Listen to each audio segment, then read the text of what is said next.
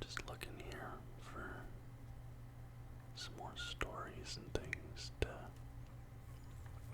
talk about with regards to the NHL playoffs, but that is what we are talking about today.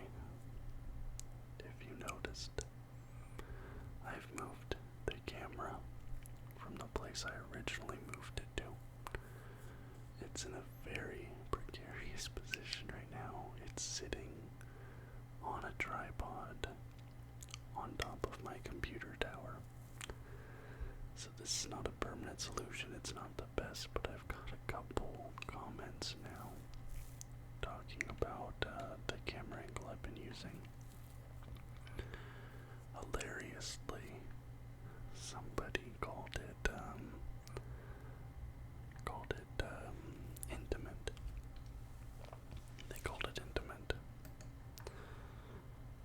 So the minute somebody said that, I knew I had to make changes. So hopefully this one's okay. Let me know what you guys think about this. What you guys think about this angle? Okay. I'm just loading up a bunch of stories and things at the moment. I have quite a few tabs open in Google. Let's talk about the NHL playoffs, shall we? Let's start with perhaps the least exciting series, which is the series that my favorite team participated in, the Vegas Golden Knights. We played the Winnipeg Jets. This is the only series that I watched every single game of in the series. I watched a couple of the Kraken Colorado games. I didn't, just up front, I did not watch any of the Dallas games. I did not watch any of the Carolina games. But I watched 2 games of Oilers Kings. I watched every game of Vegas Jets. I watched 2 games of Kraken Colorado.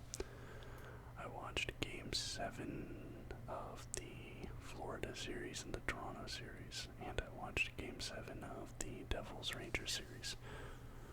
So just an upfront, those are the games that I watched. But talking about this Winnipeg series, out of the gate, Vegas loses game 1 and we looked bad. We looked really bad game 1. We looked slow. We looked unskilled. We looked undisciplined. And Mark Stone coming back from injury. Pavel Dorofeyev was taken out of the lineup. Pavel Dorofeyev, who had a really hot end to the season. He was scoring a ton. There's people questioning whether or not Stone should have come back and replaced Dorofeyev, but those concerns were quickly put to bed as Vegas goes on to win the next 4 of those games. Let's see, let me get down to, we had a couple overtimes, didn't we? Yeah, game 3 went to double. Game 3 went to double overtime. That was like the 1-1 game. All the way through. No, that was the 4-1 game.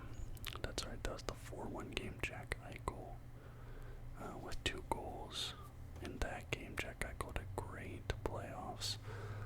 But then that third period was just all Jets, and then Lowry tied it up with like 30 seconds left in the game. And then double OT, Michael Amadio is the hero in my opinion. That game 3 is the one that just completely broke the Winnipeg Jets. Going in that hard, plus they were super injured throughout this series. Scheifele was pretty much like the only dude that really seemed to be pushing hard all the time. Pierre-Luc Dubois kind of underperformed in this series. But then, game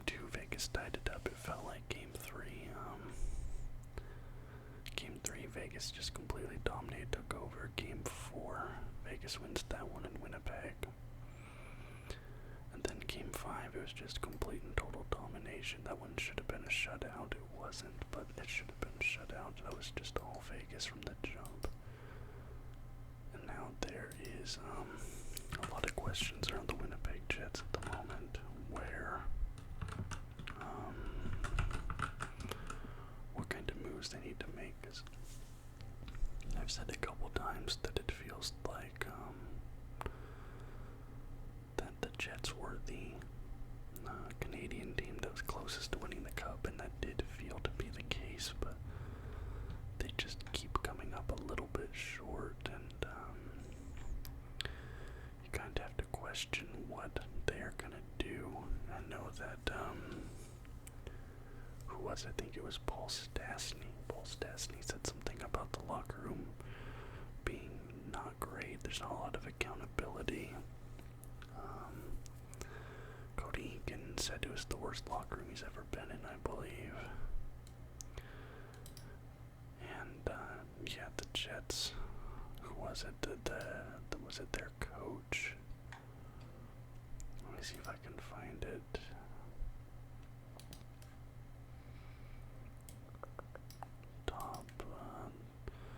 I want to make sure I get the words right on what their coach said. Yeah, bonus, he said, "I'm so disappointed and disgusted. There was no pushback. It's the same stuff we saw back in February." He kept repeating the word pushback, no pushback, no pushback.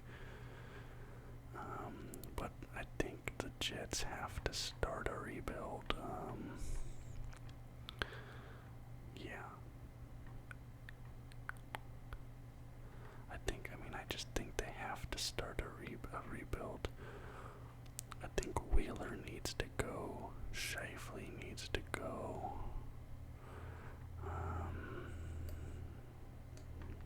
Yeah, just you need to rebuild that team. The Jets, I thought they were gonna do it. They couldn't do it. Anyway, Oilers, Kings. I watched game 1 of this series. Full disclosure, I was rooting for the Kings in the series just because, in my opinion, I would much rather play the Kings than the Oilers in round 2, but no, Vegas is now getting to play the Oilers in round 2.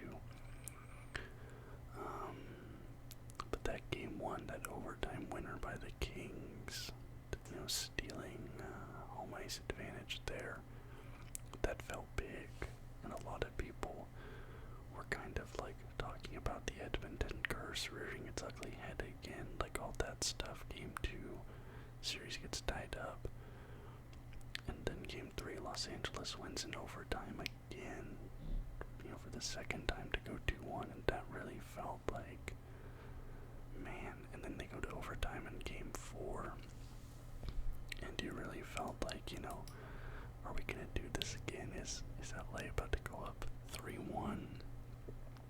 All off of overtime goals. I mean, they almost won it in regulation. Evander Kane is the reason the game even went to OT, but then Zach Hyman wins it for the Oilers in game 4, and that kind of felt like a backbreaker for the Kings, and they give up the next 2 to go down. But yeah, I pretty much just watched game 1 and game 6 of that series. Like I said, Dallas, Minnesota, I did not watch that series at all, but Dallas wins that one 4-2. And then to finish off my talk about the West, the Avalanche versus the Kraken, man, what a series. I think I watched a couple games of this series, I can't remember which. What a series. The Avalanche, they're the defending Stanley Cup champions, obviously, versus the Kraken, who, this is their first time ever being in the playoffs, and Seattle came out and punched them in the mouth to start. They won game 1, Colorado came right back in game 2 and 3, and after going up, 2-1 in game 2 and 3, you're kind of like, alright, like, Seattle got one, but this is still the Colorado Avalanche. But then game 4, Seattle wins it in OT. drive as well to go up 3-2. And, my friend, I'm from the Portland area, that's where I grew up, so my friends were just now getting into hockey, fans of, they're fans of the Kraken, whereas I'm a Golden Knights fan because I got in earlier than them, but they were super hype. Colorado sends it to Game 7, and then Game 7, Seattle wins it. It was sketchy there for a bit. I mean, the Avalanche kept getting chance after chance. I was, for the most part, like a neutral fan. Even I was kind of getting, anxious watching that third period. Rantanen, with 30 seconds left in the second, he cuts the lead to 1, and then Seattle is basically just holding on all through the third period. No scores in the third. They win that 2-1 to take the series, but Colorado just plagued by injuries. Cale Makar, he gets suspended a game for a stupid play. Cogliano, he gets a fractured neck vertebrae in Game 6. So, that potentially does make a big impact on Game 7, the outcome of that game. But an interesting stat, Seattle Kraken are the first franchise in NHL history to win their first ever playoff series against a reigning Stanley Cup champion. I thought that was very cool. And that's going to be a very cool part of, team lore and, the history of the team that would not have been the case if they made the playoffs year 1. Colorado, they'd been dealing with injuries all season long, and it really felt like nobody really showed up to do much for them. Who was their leading scorers? Colorado here on the stats. Points is there. McKinnon had 7, Rantanen had 10, Lehkonen 6, Eller had 1, Nieto 0, Malkin 0, Comfort 2.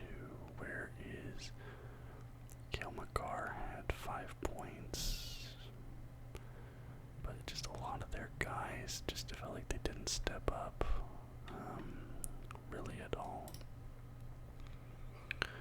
Let me look up their injury report. Avalanche injury report. Who did they have hurt? Valeri Nichushkin. Well, he wasn't hurt. That's a whole nother thing, actually. I'm glad I saw this because I almost forgot about that. Andrew Cogliano is out. Darren Helm, Josh Manson, Landeskog, of course, he's out. You don't even know what he's going to be. They don't even know if he's going to play next season. He might be done. So Nichushkin, very weird thing with Nichushkin. The team is in Seattle, and the team doctor ends up going to Nichushkin's room, and they say, either he and a woman, or just the woman, is extremely intoxicated. They end up taking her back to, a nurse area to, help her, and she's talking about, bad men taking her passport and things like that. So we don't have a lot of concrete details on this, so I don't want to speculate too heavily, but some of the prevailing theories, some of the things, it seems like what happened at this point is that Nichushkin had an escort, but she's kind of claiming that she is Ukrainian, was kidnapped into Russia, and then taken from Russia and smuggled into the United States, and then bad men have her passport now. I'm from Portland.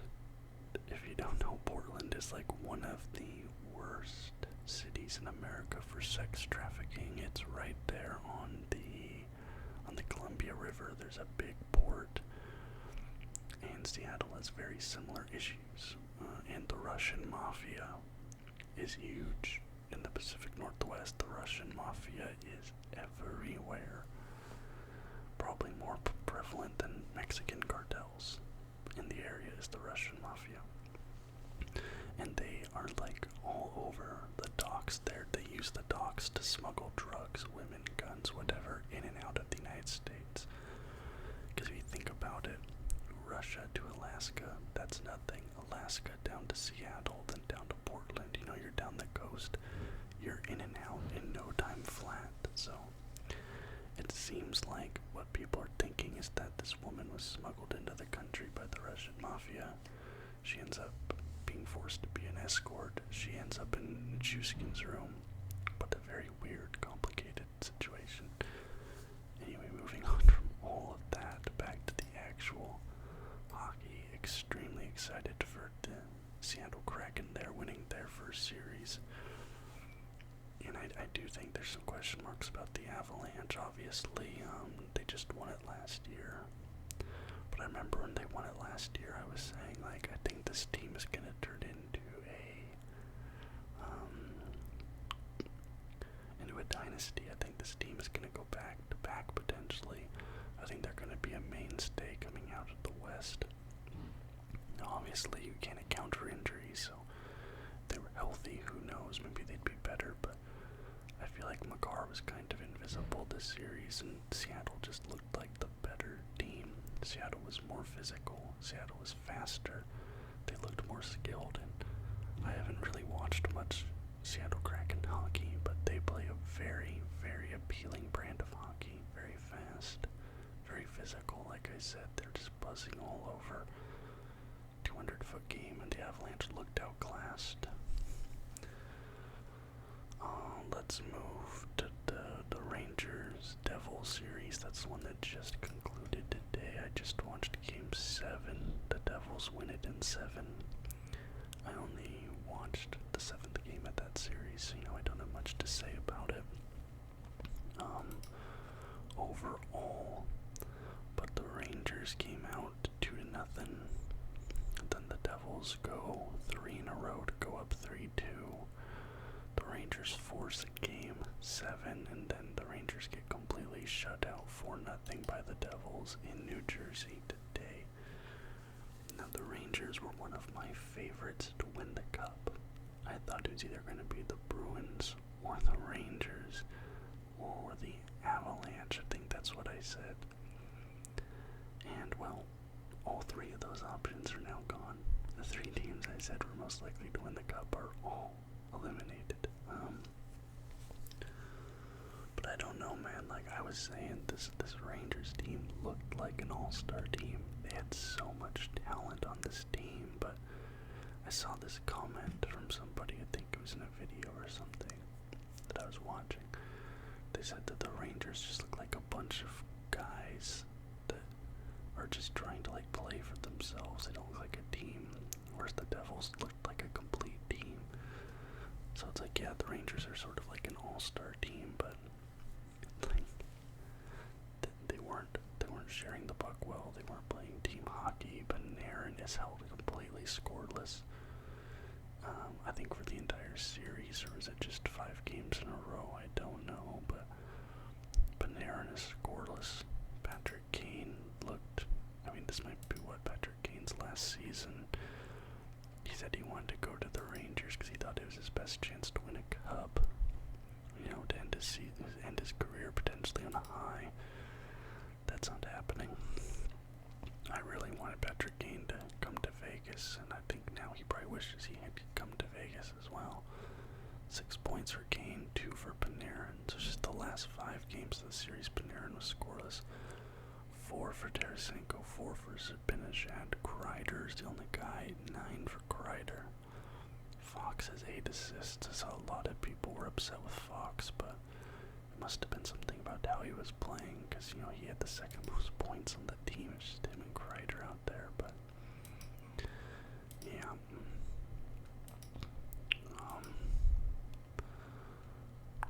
Okay. But yeah, Devils go on to play the Carolina Hurricanes, who beat the New York Islanders. Again, I did not watch any of that series, so I don't have anything to say, but Carolina wins that series 4 games to 2 against the Islanders. Actually, about the Rangers, Gerard Gallant. I want to say this. There's a a lot of people talking about, oh, you need to fire Gallant, and then other people are like, oh, you can't blame Gallant. I'm sorry, but this is the exact same thing Gallant did when Vegas lost to the Washington Capitals. He does not make adjustments until it's too late.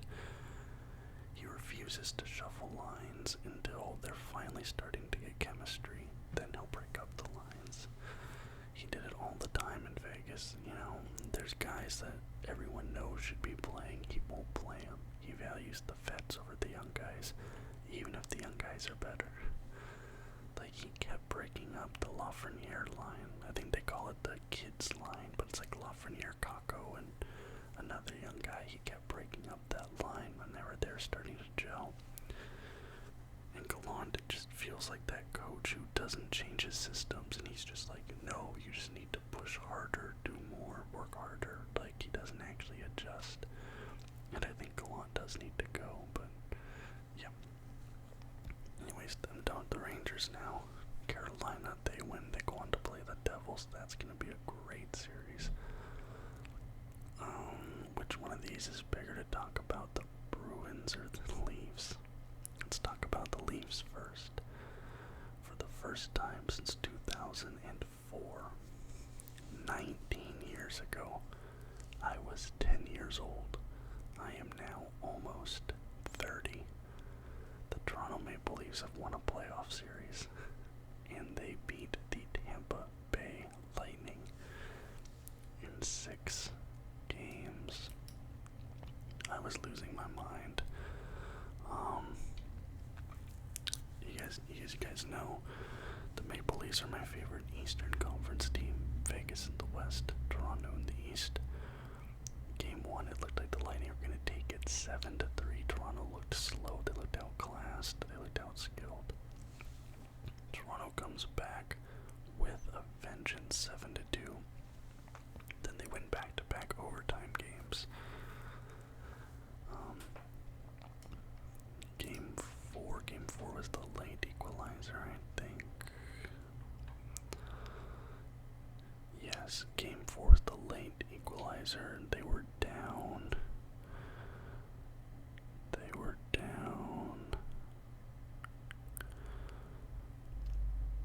were down 1-4. Toronto was down 1-4 heading into the third period.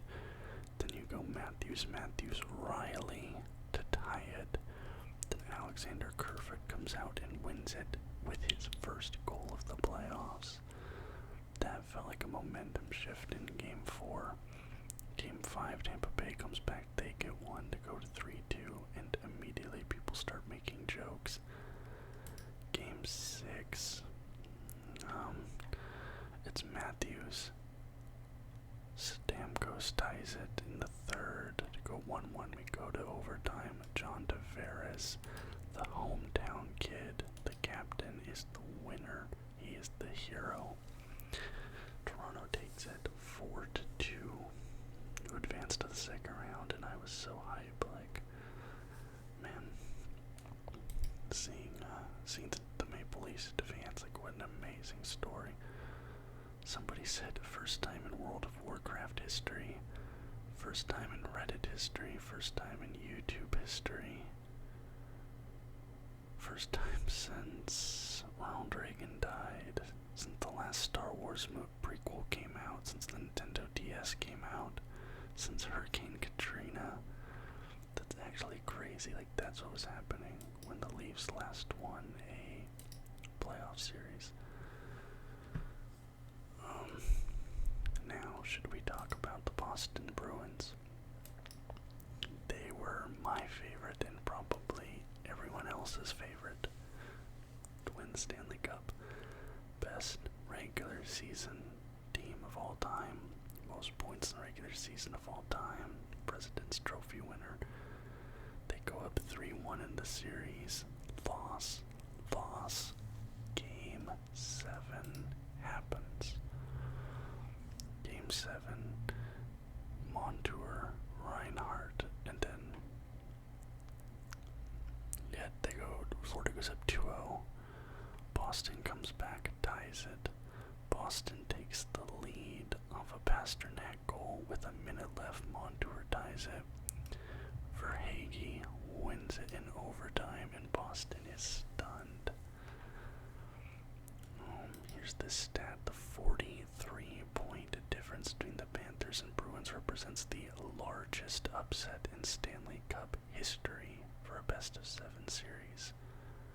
They had a 43-point difference in the regular season, and they lost. So it's, I mean, nobody saw this coming. Nobody saw this coming. And the worst part is those, the 3 in a row they lost. I'm pretty sure, correct me if I'm wrong, but I'm pretty sure those are the only 3 games that Patrice Bergeron was healthy in and played. And then at the end of the Game 7, Patrice Bergeron is getting hugged by his teammates. He's giving a salute to the crowd. It kind of felt like perhaps Patrice Bergeron is retiring here, or maybe moving on from the Bruins, although I can't see him going to another team, so I don't know. This might have been Patrice Bergeron's last hockey game, and this is how he goes out. But a lot of people are talking not only about the team this year underperforming, but this core underperforming, with 2011 being the only cup for this team that has perennially been in the playoffs, been slated as contenders. And I mean, one cup is obviously nothing to sneeze at, but they've been expected to get many more than that. So that sets up our round 2 games.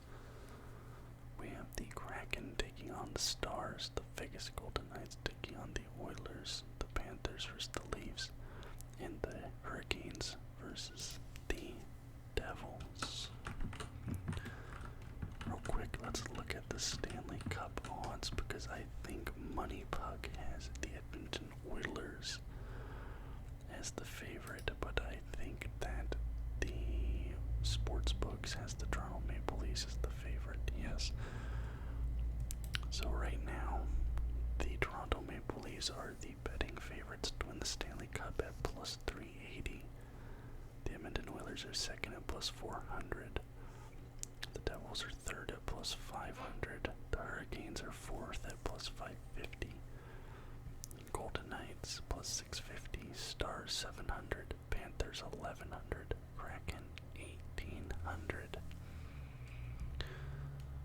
I think this is probably the first time ever, not ever, but this is the first time in a long time the Maple Leafs have been the betting favorite to win the Stanley Cup. This is also a very interesting and cool playoffs, because 3 of these teams has never won it, and the team that has won it most recently is the Hurricanes in 2006. So it's a feel-good story no matter who wins it here. The only 3 teams I really disliked in these playoffs have all been eliminated, so as much as I'd love for Vegas to win, I can honestly enjoy pretty much any of these teams winning. I don't have any negative feelings towards any of the teams left. No, I won't tell you which 3 of these teams I disliked. You're free to guess in the comments, however. Before I give my predictions, I want to talk about playoff stats. The total points leader for the playoffs is Rube Hintz with 12. Right behind him, Leon Draisaitl with 11. Matthew Tkachuk with 11. Mitch Marner with 11. Mikko Rantanen with 10. Bertuzzi with 10. Marchand with 10. McDavid with 10. Bouchard with 10. Chris Kreider 9. Matthews 9. Kempe 8. Taylor Hall 8. Brandon Montour 8. My guy Chandler Stevenson 8. Mark Stone 8. Morgan Riley 8. Carter Verhaeghe 8. Devin Taves 8. Adam Fox 8. Dmitry Orlov 8. Goals leaders for the playoffs: Draisaitl has 7. Rantanen at 7. Kreider 6. Kempe 5. Hintz 5. Matthews 5. Hall 5. Pasternak 5. Montour 5. Bertuzzi 5. Tkachuk 5. William Karlsson with 4, which is because, like, you know, his offensive production's been way down since his expansion year, but 4 playoff goals there's huge. Lowry with 4, Stevenson 4. Assists leaders, we got Mitch Marner with 9. That's crazy. Adam Fox with 8. Bouchard with 8. Dmitry Orlov with 8. Pionk 7. Hint 7. McDavid 7. Dave 7. Alright. My predictions. Stars versus Kraken. Like I said, the Kraken play a very good brand of hockey. They are a very balanced team. Speed, strength, skill. The Stars, I feel like, are a bit more star-powered. I saw this thing, but Joe Pavelski will be coming back. That's going to be huge. Seattle has 13 players with at least 13 goals. Dallas only has 6. Dallas scored 9 power play goals versus the Wild, but the Kraken give up the fewest penalty minutes of any team in the playoffs. So the Stars are succeeding on the power play, but Seattle does not give up power plays. However, with Pavelski coming back, I mean, the Avalanche took Seattle to 7, and the Avalanche looked awful. Their offense looked anemic. They were scared to shoot. The Avalanche did not look like the same team as last year. Obviously, they're heavily injured. I want to say that the Cinderella run continues here, but honestly, give me the Stars over Seattle.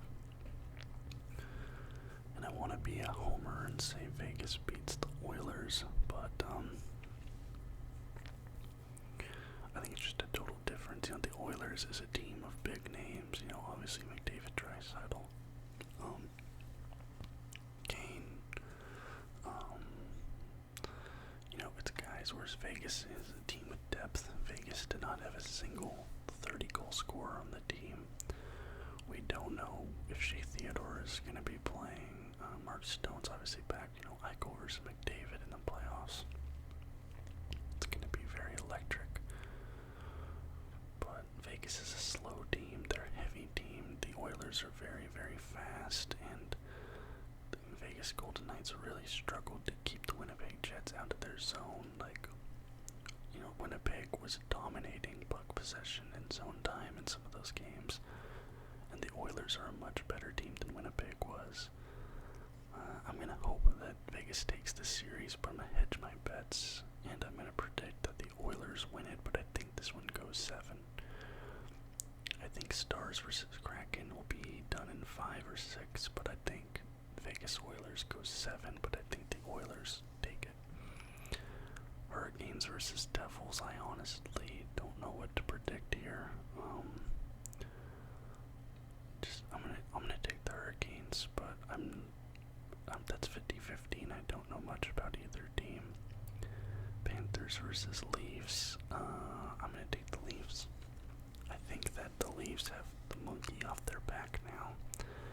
They've broken the curse. I think they're gonna be more confident. I think they're gonna have more belief in themselves. They saw themselves do it. They finally got over the hump. I think the Leafs are gonna come alive in round 2. And I think they're going to take out the Panthers, and I think the Leafs are going to go to the Stanley Cup final. That's my bold prediction right now. Leafs in the Stanley Cup final. But that is that for this video. Please let me know what you guys have thought of these playoffs so far, what you think is going to happen in round 2 of these playoffs. I'd love to hear any and all feedback in the comments down below. If you liked the video, please leave a thumbs up. Hope you found it relaxing. If you did, please subscribe to the channel for more content just like this almost every single day. Until next time, guys. Bye-bye.